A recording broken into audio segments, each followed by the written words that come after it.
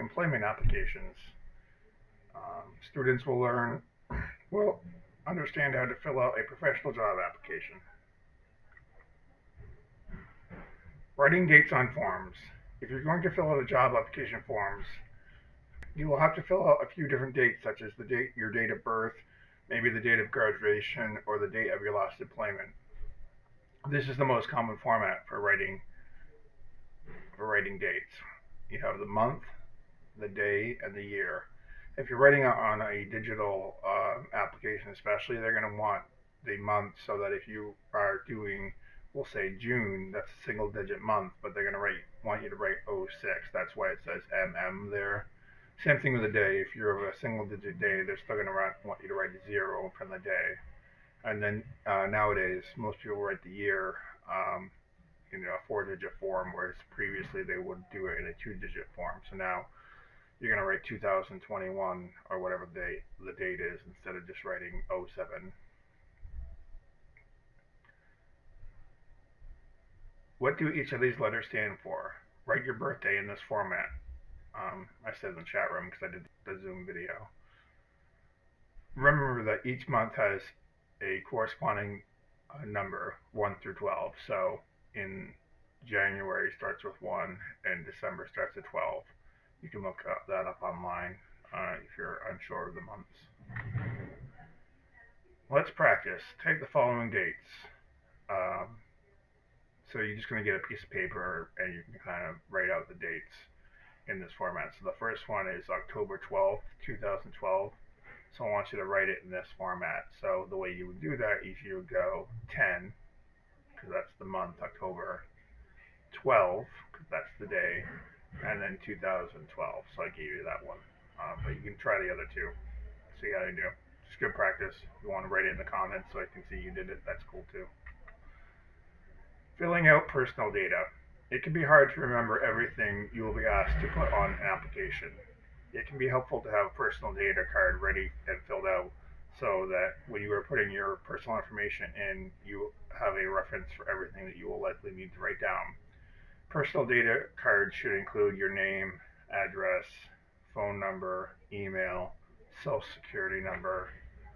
You might also want to include the following either on another card or on the other side: the school and the year that you attended or graduated,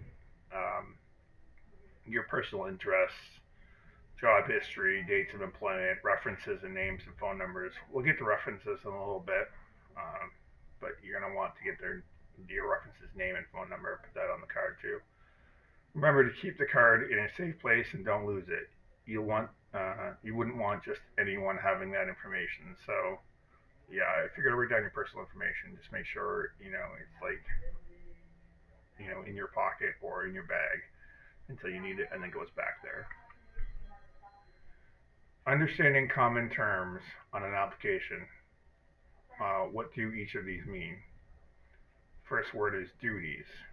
Duties, someone said yesterday that their duty when they do shredding is I shred large amounts of paper, keeping customer data safe, removing staples, and care and maintenance of equipment. Education, what was your highest education level? So there you would put what high school you went to, what years you were there for. If you graduated or got a diploma, you grade that there. Employer, most people are employed at the Center of Hope, so that's right now where you're at. But if you were applying for another job, that would be your employer. Experience.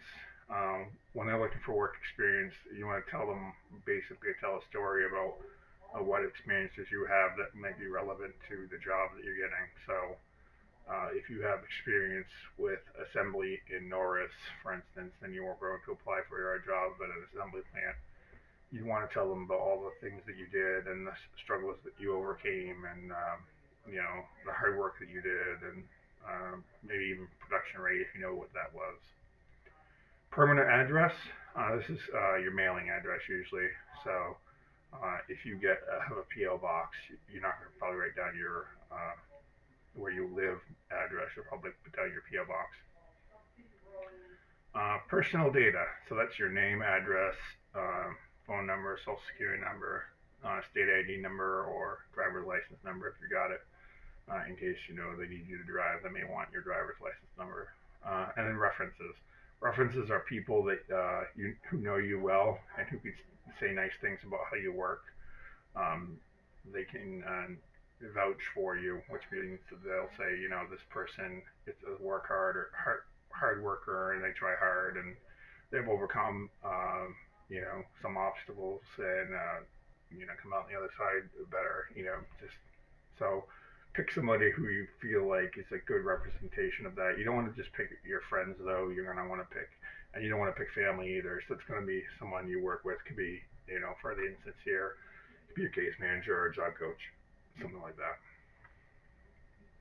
Quiz time. The description below will describe one of the words from up above. Let's see if you can match them up. All right, so job hunters fill this out, and that would be an application. These are people who know the job hunter. Those will be references.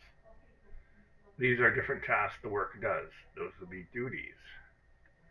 Your date of birth and address are examples of data. A person's past and present work is experience. The grade school you've completed is education. The company you're applying to would be your potential employer. This is just an example of an application. You can actually get applications now for most major companies online. So if you're like going to Subway, you can actually just go online and fill out an online application. If you're going to do a paper one, just remember one of the biggest mistakes people make is like you see where it says first. A lot of people will try to write their first name there, and then they screw up the form, and they got to scribble it out, and it looks awful. Just make sure that you are, careful about where you're putting your name, and then maybe even get a second opinion with somebody you live with. Say, hey, am I doing this right? Just to make sure, because you want to make a good impression, and you don't want your application to be sloppy. Just make sure the address that's in the address form, and that's why it's great to do it online, because like I have terrible handwriting, so now if I do anything online, I can just type it and it makes a better impression. So if you're like me and you get a sloppy handwriting, and you can do an online form or a digital form, do that instead. So just like I said, just make sure everything's filled out. Hours available, you're going to write in what hours you honestly, realistically could work. And you need to think about transportation too. So if you're available on Sundays because you can get transportation, and then you fill in the hours that they're looking for, and then total hours is if you add up all the boxes that you're available, total hours per week. And again, if you're not great at math, calculators help. Get help from a trusted friend or whatever, help you out.